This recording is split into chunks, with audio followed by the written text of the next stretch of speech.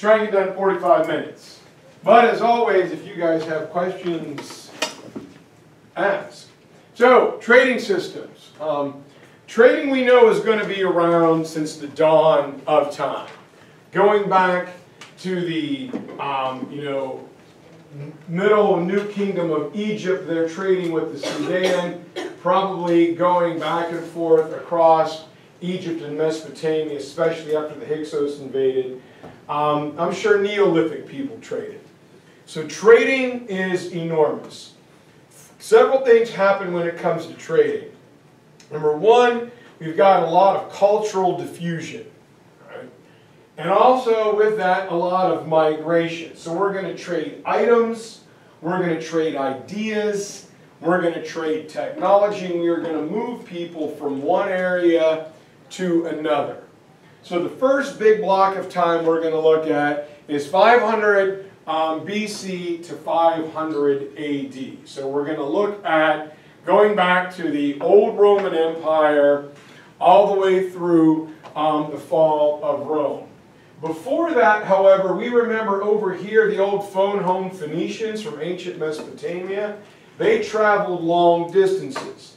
So they're going to set up trading outposts in North Africa and over into Rome. So there is a large regional Mediterranean between Southern Europe, North Africa, and the Middle East. Greece, Rome, trading things like wine, olive oil, marble, for salt, and like Egyptian geometry. So there's an old Middle Eastern or Mediterranean trade route, and over here we have the kingdom of Aksum, and before that Nubia, probably facilitating trade right here.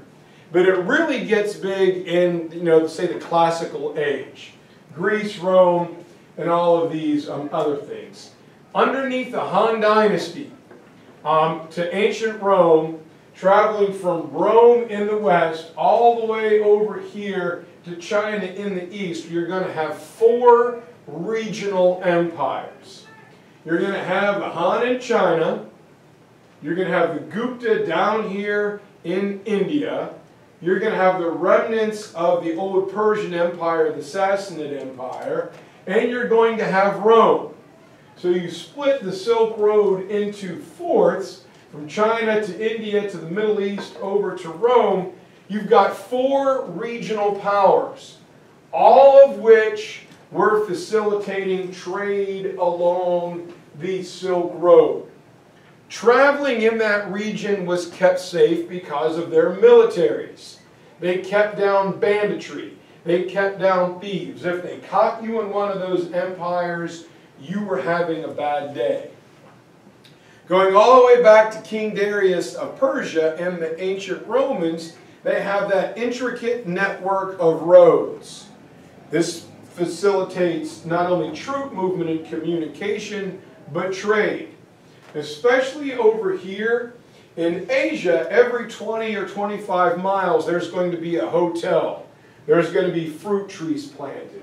A well is going to be dug so travelers can have food and water from themselves and their animals moving back and forth along the Silk Road.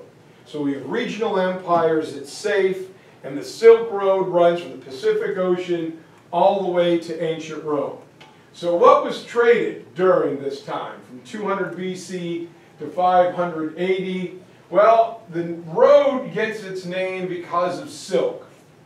The fabric that is exotic, coming out of China, especially out of the great Han Dynasty. It makes China a lot of money and gives them a lot of prestige. You got to remember, the Silk Road wasn't like a single road like I-40. It was many different paths, hundreds of miles wide. And there's trading going on everywhere. And we have Central Asian herders that are going to link. Nobody traveled the entire length of the Silk Road. That just didn't happen. China is going to be linked with India. Either Indians or Central Asians will take it over to what we know as the Middle East. From that point, European traders would pick it up and take it back to Italy or Greece. So nobody travels the entire 7,000 mile span. The technology wasn't there. It would take forever. But it runs right through, you see the Yellow River Valley, to northern India, Iraq, Iran, Syria, to the Roman Empire. So on that route, all right, we're going to trade these things. Chinese are going to trade their silk for precious stones, diamonds, rubies, emeralds, and spices from India, along with metal, iron or copper. Iron is used for defense and farming, and copper is used for cooking and moving water. The Indians would give that stuff to the Chinese for silk, and then Indian spices, herbs, and that silk would then be transferred over to Mesopotamia to trade for the iron and glass from ancient Rome. It is during this time span, and I know it's big, it's 700 years, it is this time where Buddhism will move from India, be transferred via the Silk Road up into China. So that's the first real big religion or political philosophy that is traded, going from India all the way up into China to India. Where most people think of Buddhism as Chinese today, it starts in India. All right. During the end of this period, in the 500s, all right, Rome has fallen. And part of the reason Rome fell was because the overland trade routes were kinked off. The Han Dynasty went after the Central Asians, who then, like that snowplow, migrated across Asia like the snowplow, domino affecting all the other barbarian groups into Rome. So it's not safe to travel over land right now. So how are we going to keep trading? Well, if a land route was great, a sea route is probably even better. We can travel farther, we can travel safer, and we can carry a lot more cargo. So the Silk Road is not just an overland route, it is also a sea route going from Asia to East Asia to South Asia and India, to the Middle East, Egypt, and Arabia. So this sea-based route will also kick in some of Southeast Asia as well. This is when the Chinese are going to develop the junk. They're going to have the stern post rudder and the compass, making navigation much easier and safer. The Chinese junk, when we get over to the Middle East, is going to turn into the Arabic dhow, D-H-O-U, who had those implements and the Lateen Sail. Remember, the Lateen Sail is something that if there's a little bit of wind to maintain stability, or a lot of wind, we shrink the sail. If there's a little bit of wind, we kind of lower it so we can catch the wind and it will propel us forward, allowing you to travel much, much, much longer distances. So it's at this time we're going to add in Chinese pottery. From India, China is always going to trade silk and pottery. India is normally always going to be involved in some type of spice trade. Food is pretty bland unless you put things on it like salt and pepper and other stuff. Like, wow, all of a sudden it now has this magic thing known as flavor. Also, horses are going to start to migrate over from Central Asia to the West. So, you guys, is this good? You guys need this anymore? You guys good? I'm trying to do the short and sweet. Okay, Indian Ocean. All right, sailors are going to use the monsoon winds. Remember, India depends upon that monsoon, right? We have the summer winds blowing from Africa towards India, and then later in the fall, they reverse course. So now we're going to travel as far away during this period as Eastern Africa. Kingdom of Aksum. This is just before the birth and the spread of Islam. So now we've added in East Africa to the Silk Road. So we got one branch going up to Constantinople and Rome, and another branch coming out of Eastern Africa via the Indian Ocean. And all of a sudden, it's kind of funny, but it's super important. Coming out of Southeast Asia comes the banana. It makes it to Africa through Madagascar, and the banana comes in and spreads throughout Sub-Saharan Africa, West Africa. Its fruit grows like gangbusters. It's very healthy, a lot of potassium, especially in a hot, humid climate, and it fuels a population explosion. So we're literally going to trade the banana for things like two big items coming out of Africa. Salt and gold. Salt and gold. All right, salt and gold, which is going to be the namesake of the next trade route. So right about 500, right about when Clovis is starting to organize the Franks, this is our trade routes.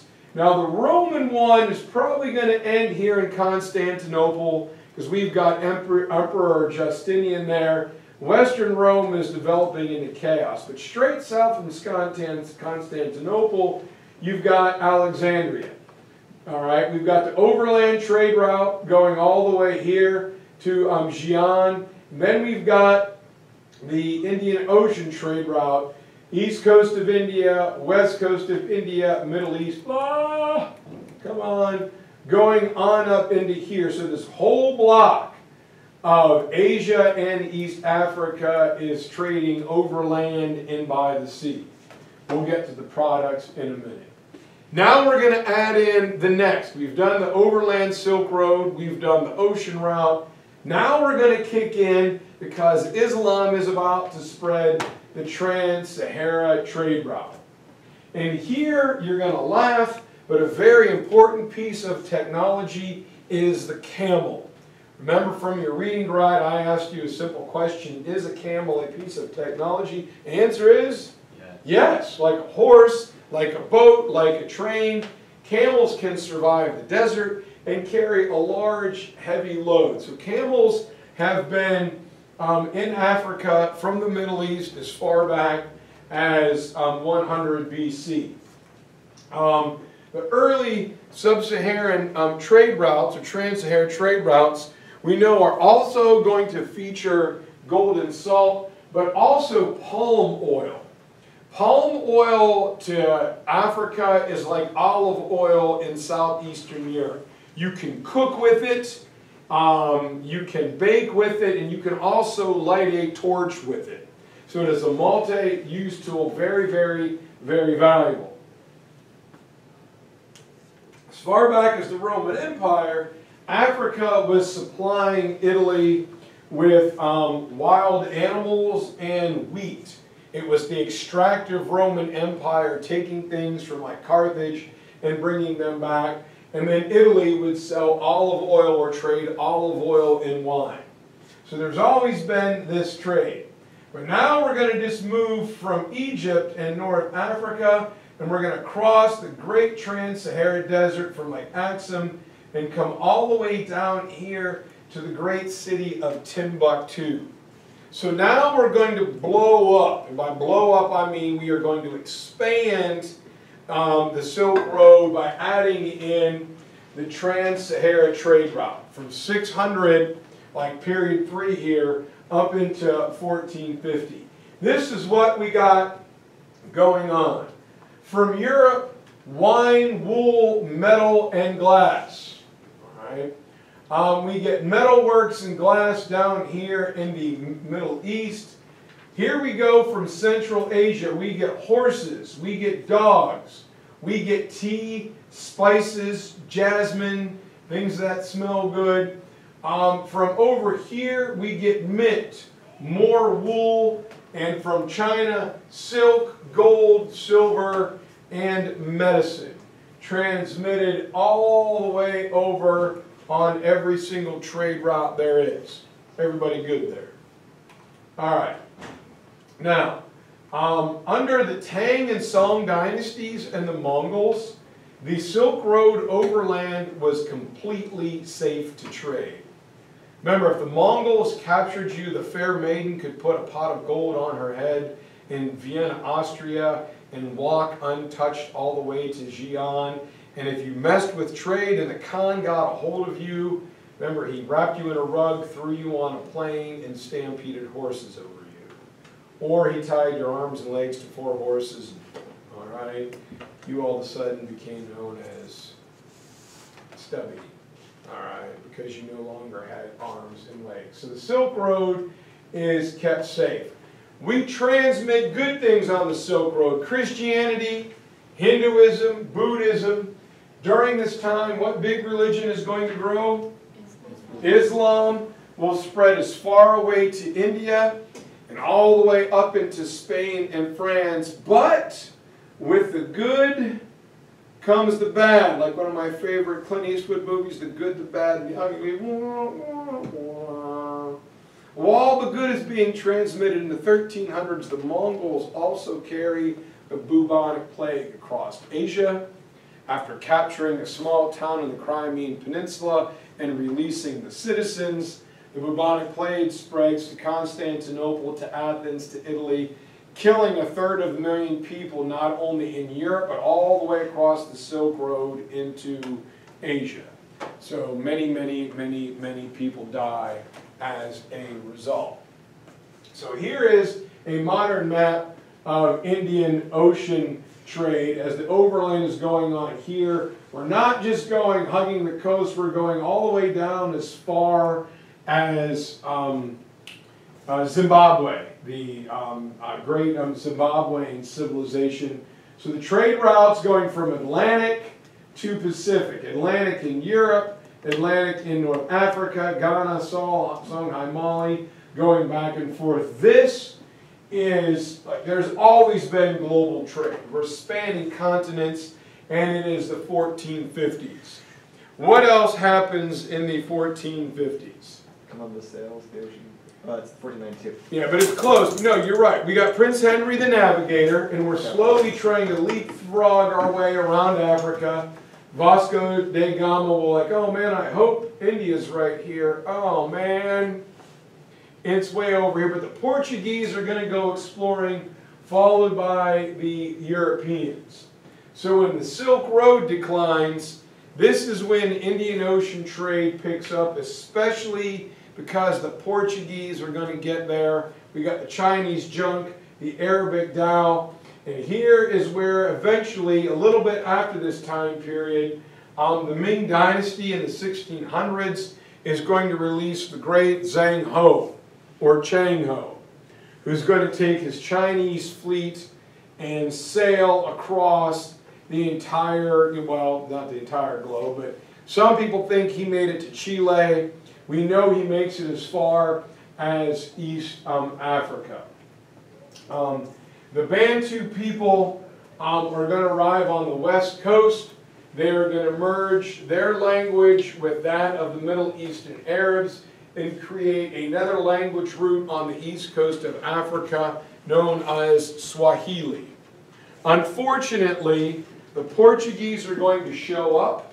They are going to want to trade with the Muslims and the East Africans, and the Muslims say no. So the Portuguese will destroy East African trade on the Indian Ocean right about this time. So along the Great Bend in the Niger River, we've got the great city of Timbuktu, controlling the north-south and the east-west trade routes. This is going to be done by Ghana, Songhai, and Mali. Main things traded are not only gold and salt, but also slaves. The Arabic slave trade will begin as far back as 750 AD. West Africa has a tremendous amount of gold. Literally, it was laying on the ground, very similar to the Aztecs in Mexico. And up in Morocco is an enormous vein of salt.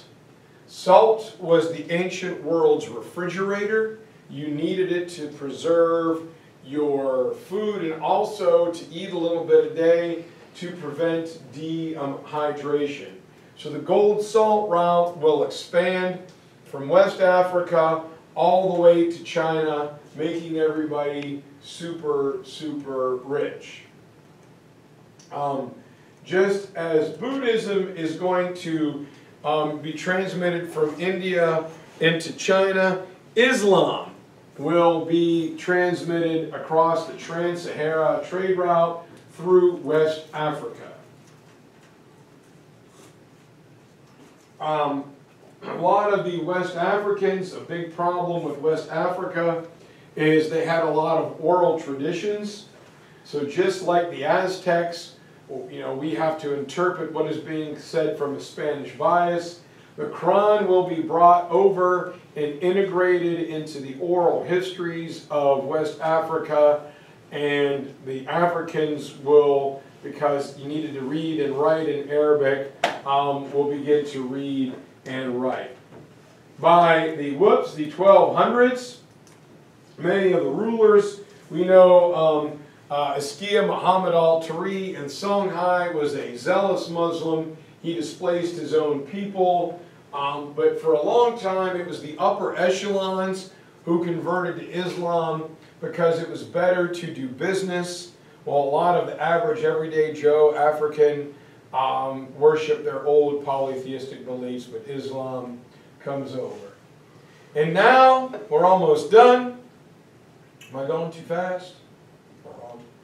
Is now that we've made it from Atlantic to Pacific, we got to find out what's on the other side of the Atlantic. And now things really get fun as we are about to start the Columbian Exchange or the Transatlantic Trade. God, that would be awesome if we can get a mercantilism essay, but I think we just had one, so chances are no. But what happens? Well, when Columbus gets lost, we are now going to integrate North and South America and the Caribbean into the global trade network. This literally will be global trade. And things that will be transported from Europe and from Africa will come things literally like the banana, the horse, and the cow. They will be brought over to be domesticated in here, the New World. The Europeans who colonize will also bring diseases like the flu that was devastating to the urban tribes of Mexico and Peru, but also the East Coast Native Americans here in the United States, killing many. Smallpox, measles, flu. They were not able to handle the bacteria. Tobacco will come over as well, and it will be found to grow in the fertile soils of North America. In exchange, the Americas are going to exchange their most prized good, maize. Remember on the World History Tournament Challenge, maize should have gone a long way, high in protein, transmitted to the world, along with like tomatoes, chili peppers, pumpkins, gourds, and sweet potatoes. All foods that are rich in nutrients and protein, can be prepared many different ways, and it leads to a massive population explosion in Africa and in China. In exchange, the Americas are going to get coffee, sugar cane, better strains of wheat and rice. So we exchange foodstuffs, corn, maize, tomatoes, think of like tacos, for like rice, wheat, and sugar cane, going back and forth. But we're not done. Also, large beasts of burden, cattle, horses, sheep, and pigs, the world's greatest food. Bacon comes to the Americas as part of this exchange. That's the good stuff. And with the good also comes the bad. So here we have, peppers, pineapples, peanuts, potatoes, corn, vanilla, beans going this way, honeybees, sugarcane, bananas, citrus fruits, coffee beans, wheat, rice, barley, cow, sheep, pigs, and smallpox, flu, typhus, mumps, and measles come this way. So, as the Europeans want those heavy labor, extractive materials, gold, salt, silver, lumber, tobacco, sugarcane. We're not going to do it. Who's going to do it for us? Well, they enslaved the Native Americans and worked them to death, or smallpox them to death, starting the Atlantic slave trade. So we're going to have a triangle that will factor in to the Indian Ocean and Trans-Sahara trade route. So we all know that we're going to take finished products from Europe, all right? Everything like this table, these desks. We're going to go down to Africa, and from Africa, they're going to trade like pots, pans, maybe knives, some firearms, but always alcohol, tobacco, consumables that the Africans will consume and want more of, in exchange for slaves. Early on, it's the young male slave to do the heavy labor. Later on, it becomes the young female slave because the baby of a slave is a slave. Slaves will be picked up, and the Europeans will take them to North America, the Caribbean, and South America. The African slaves, suffering the horrors of the Middle Passage, will do the extractive labor. They'll harvest the cotton and the sugar cane, make the rum and molasses and lumber, pick the cotton and tobacco, which will be shipped back to Europe. So we got the triangle trade going on, and this is England, Spain, and France are the prime movers of the transatlantic slave trade. We know that about a quarter of the slaves coming out of Africa never made it. They died in transit. Another quarter never even made it to the coast. They were abused. Africa plays a role in the slave trade, as Africans from the coast would go capture their enemies on the interior and bring them to sell to the Europeans and keep themselves safe. If a voyage took longer than normal and water or food was running out, the food would be rationed for the Europeans sailing the ships, and if a slave died, they were simply tossed overboard. It was one less mouth to feed. And so, eventually, period 5 here, we're going to have the Industrial Revolution and the Age of Revolutions, where we get guys like Toussaint L'Ouverture and José de San Martin and Simon Bolivar. And the Latin American countries are going to get rid of their European masters, mainly Spain. And they're going to set up trade treaties with the United States and Great Britain so they can make money. The United States and Great Britain had industrialized, so this was a fantastic idea for them. So the sugar plantations of the Caribbean, they've been down there like Puerto Rico, you know, Barbados, those area, and Brazil are the big major players with Europe. Sugar makes things taste good, especially, where's Emma when we need her? Tea, all right. Without sugar, tea is just muddy water. Is anybody going to drink that stuff? But if you put sugar in tea, you go from saying, spit spot cheerio, God save the Queen, time for that, to saying, sugar, can you get me a little bit of sweet tea? All right, you elongate your vowels, and you begin to talk like this, like somebody's grandma from down Charleston way, and all of a sudden sweet tea tastes very good. I like me some Bojangles sweet tea. That stuff is, or Bojangles, however you say that. I'm going to get a lot of angry comments over that one. But you get the point. Have a little bit of fun, YouTube world, or shut up and watch somebody else's videos, because I don't care. All right. So anyway, all right. That's how we do it.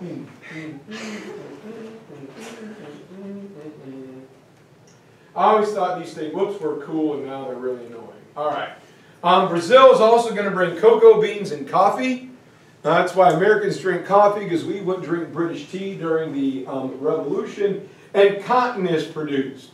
And the Europeans are like, whoa, it's much easier to get cotton from the Americas than it is to sail all the way to India.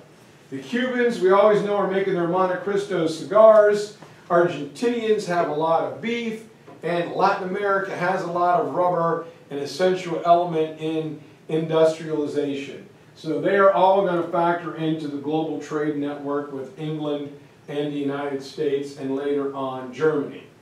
It is at this time that we have the Ottoman Empire, the major multinational empire, one of the gunpowder empires, and trade in the Ottoman Empire is going to fade because they did not industrialize. They were hardcore up until like Suleiman in the late 1500s, after Suleiman. But by this time, the Ottomans cannot compete with European imports. This is when the Ottoman Empire begins to decay, and the overland Silk Road route slowly begins to die off. But it is in Egypt. If you heard me and did the YouTube with Muhammad Ali, who tried to industrialize Egypt as part of the Ottoman Empire, the idea to dig the Suez Canal comes in. The Egyptians see themselves losing to the industrialized Europe, so he wants to industrialize Egypt, and they become the first modern industrialized nation, like Japan over in the Pacific, because of the Suez Canal. Now we know our good friends in Asia, we had the Cantonese system, where Europeans were not allowed into mainland China because the Portuguese acted like buffoons. Well, to take part in global trade, the Qing dynasty lifts those restrictions. China's got a lot of stuff: tea, silk, porcelain, and massive quantities of silver that came over from Peru and Mexico for the Senshi banks, coming out of the age of imperialism and nationalism. Well, the British, spitball cheerio, have a great idea. Let's go to India, which we have taken over, take their opium, and let's give it to China for their silver. The Chinese are like, woo, yeah, we got a lot of the silver, go ahead and take it. All of a sudden, everybody begins to get addicted to the opium, and they want more and more and more, and eventually they almost run out of silver. So they began to buy it or trade it with the British for their tea, which the British then market and sell, and the British are making 100% profit, and China is getting imperialized. China will be open to European trade and will be just basically shredded and ripped apart by everyone from the British to the French to the Germans, even the Japanese, and the United States is going to get into the ball game. Matt, have a great weekend, sir. Thank you. Last couple here, modern day trading blocks, OPEC. We need to know that one. They determine the price of oil. You may know gas prices are rising quickly and steadily, and that is why. In Europe, we have the European Union, which England is breaking out of. A lot of other countries want in, like Turkey and Greece. And the European Union, like, no, you're a mess in Greece and Turkey, you're not even really European, so stay out. But it's a good idea, and if you're going from like France to Austria, you shouldn't have to pay a toll or a tax to not only use the roadways, but enter the country and bring in your cargo. Imagine going from like here to Virginia or South Carolina and Georgia and having to stop every state you get to and pay a toll or a fee going on down to Florida. It would take forever. So they created a common currency to make trade and travel much, much, much easier on the continent of Europe. For whatever reason, they put the main bank in Germany. I'm like, did we not pay attention to the 20th century? Anyone? What are you doing? But anytime people ask me, nobody ever listens. NAFTA, coming in the late 80s, early 90s, the North American Free Trade Agreement, kind of like an EU. It abolished the tariffs between Canada, the United States, and Mexico. So goods and services could be traded in cheaper as they were kept here on the North American continent. A lot of people don't think that it worked because Canadian and American businesses went to Mexico where they relocated, laying off American workers and paying the Mexican peasants very few dollars to get the same job done. But it was supposed to be a good idea. And we have the World Trade Organization of the UN trying to facilitate trade, established in 1995, making that much, much, much more difficult. Coming late in the 90s was a little thing known as the internet. All right, and how do you regulate global trade when there's no stores? I mean, look at Amazon, all right, worldwide global trade. How does internet trading factor into the World Trade Organization? We are still trying to figure that out to this day. And that, ladies and gentlemen, is trading from beginning to end. Anybody have any questions? Nope. All right, guys, you are the 8 hardy souls who stuck it out. Hit stop. I don't know if anything